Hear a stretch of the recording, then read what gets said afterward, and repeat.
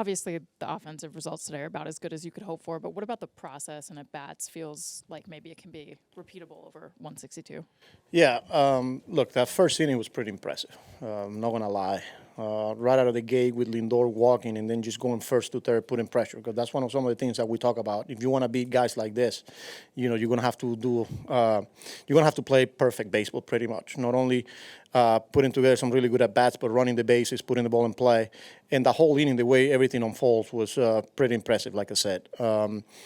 Then Bo with 2 strikes, he gets behind the count. We talk about the importance of getting guys in once we get in scoring position, and he gets the sac fly.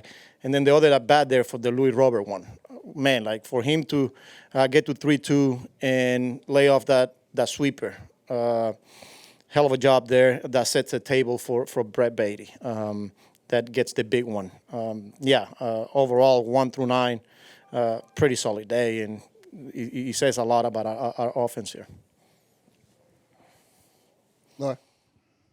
What was your assessment of Jorge Polanco at first and Bo Bichette at third? I thought they were both pretty good. The few chances that they got, that one hopper to Bo, the way he reacted, got up, set his feet, made a good throw. The one that he came in, threw it on the run, a little bit offline, but it was good for Polanco to come off the base, apply the tag. The ground balls, routine ground balls for Polanco, a couple of hard ones. Just the whole thing, the positioning, and for them to be able to communicate from pitch to pitch in the infield was good to see. Dave. Carlos, with Benge, you kind of encapsulated what you guys like about him. First couple at bats, strikes out, but he bounces back with a walk, and then the big home run, obviously. What did it say about just him, about his resiliency and what he can add to the team? Yeah, the personality. Who he is, he's super consistent. He's 0 for 2 with a couple of strikeouts, and he still feels pretty good about his chances. He controls the strike zone. He walks. There's a couple of walks there, and then he gets a pitcher that he can do damage and goes to the pull side like that. I'm not surprised by it because of the personality there.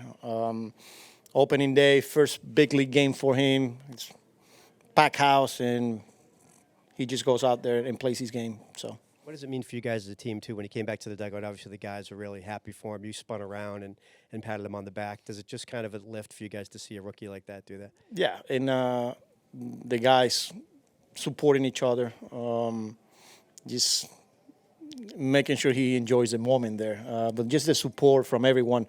I think everyone was just jumping there in the dugout. So first major league hit, and it's a homer. It just doesn't happen too often. Tony. Just following up on Chelsea's first question about the offense, and you talked about those first inning at bats. How repeatable is that, especially with all the new personnel you have, new coaches, and I mean, how repeatable is that sort of thing for you guys over 162? Yeah, it's 162. There's going to be times where it's going to be hard. That's the nature of the business. But just to see it out of the gate against one of the best pitchers in the league, it goes to show you that we got some dangerous guys there. And they continue to add on. Not only that first inning, but the fifth inning was as good as the first one, where they're controlling the strike zone, they're creating traffic. We're putting the ball in play with 2 strikes. We're going the other way when we need to. That's a sign of a good offensive team that from 1 through 9. And when you get contribution from guys like Marcus, from Benge, and Alvi, and we're able to turn that lineup over, we're going to be scoring. We're going to be in a good place. Mike. What did you see with Peralta? Other than the 2 mistakes there to Lau, I thought he was pretty good. They put together some really good at-bats. Foul off some pitches, lay off some tough one, ran his pitch count up, but he was able to get through 5 on a day where, like I said, a couple of missed pitches there that they clip him, but overall, I thought he was very good. He's a guy that's been around a while. Did you notice any jitters in him pitching for first time here, or just kind of business as usual? I saw the same smile when he came from the bullpen right before he took the field. That's what impressed me the most, just his personality. And his opening day, he's about to take the field, and he's got that smile on his face. So he's used to it. Back right. Luis Gonzalez, Quisqueya International. You've had a couple of months now to take a good look at this club. What sort of improvements have you seen, actual improvements in your new team? Day one after spring training, just seeing it once you put it together on paper and once you see it work on a regular season. Again, it's just one game, but there's a lot to like. As far as the improvement goes, we got a long ways to go. We're not perfect. We're not going to be perfect, but it's just fun to watch those guys put together some really good at-bats against a pretty good pitcher. Abby. What did you guys see from Skeens today, and what were you able to take advantage of in that first inning? He was missing arm side, especially against lefties. And we controlled the strike zone. We didn't swing. He was trying to make us chase. And again, we executed the game plan there. Like, we're going to make him come to us. And if we get good pitches to hit, we're going to be aggressive. But we're also not going to swing at his pitches. And we saw it with Lindor right away. And then for me, the whole inning was the Louis Robert at bat. Joel. Off of the Luis Robert at bat, I mean, it is against Skeens being down 1-2 in that count. I wonder if the whole day, though, makes you dream on that player a little more about what it could mean for you guys this season? 100%, because we know he's going to chase, right? But you watch the whole at bat right there against a pretty good arm. He gets behind and he's able to foul off pitches. And then for a guy that historically he's been a chaser, right? 3-2, he lays off that breaking ball. Credit to him and credit to the hitting coaches, because they've been behind the scenes in spring training. That's been a point of emphasis, like doing damage with pitches that he can do damage with. And again, that walk, trusting the guy right next to you, and he worked today. Howard. Freddie's gotten more swings and misses with his slider historically. When you go back and look, the highest K rates of his career came in years he used the slider more. How gratifying was it to see him use the pitch, get the swing and miss there, and do you think that's a consistent feature of what you hope you see from him this year? As he continues to evolve and learn from himself and the league, he was fastball Freddie when he first came up, right? But now he's more of a pitcher, not only the fastball, who, by the way, had life to, I thought it was up to 96 today. But the changeup is a new pitch for him.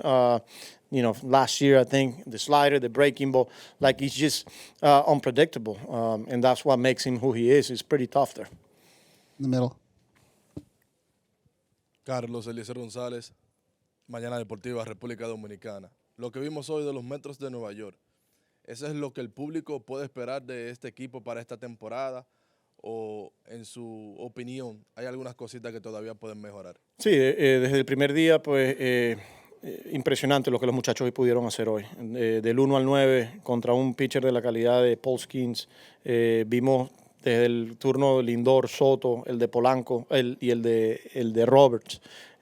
Obviamente, pues, en una temporada de 162 van a haber momentos donde va a ser difícil como ofensiva, ¿no? Porque es la naturaleza del juego.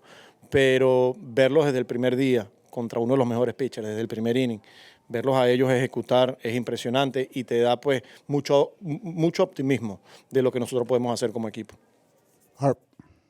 Carlos, that 13 pitch at bat to Bichette, even though he struck out, is that another example of why he's been such a clutch RBI guy and what this can do for this offense? Yeah, and then just the effect that happens afterwards, right?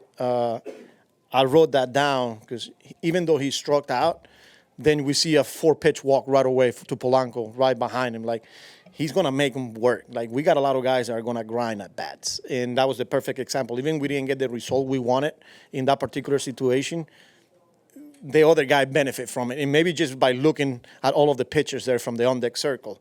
And then a 4-pitch walk, and just you keep the line moving. That's another thing that we could do offensively, too. He looks like he's just able to let the ball get deep and shoot it the other way with 2 strikes. That's why he's really good with runners in scoring position. He's been one of the best hitters in those situations. We saw that first at bat. He gets 0-2 against Paul Skeens, and he's able to go the other way and gets the sac fly. That's why he's a really good hitter. On the left. Carlos, lograste la victoria el día de hoy, Opening Day. En esta pequeña muestra, ¿cuál tú entiendes que va a ser el desafío de este equipo en este 2026 con lo que pudiste ver el día de hoy? Mira, aquí, mientras los muchachos se mantengan saludables, pues vamos a hacer una ofensiva y un equipo bastante peligroso, ¿no?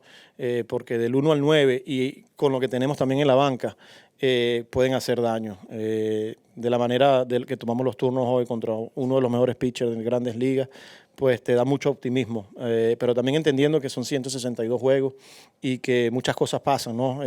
Ofensivamente no es tan fácil batear a este nivel, pero toda la confianza con los muchachos que tenemos y fue de verdad que bastante impresionante en el día de hoy.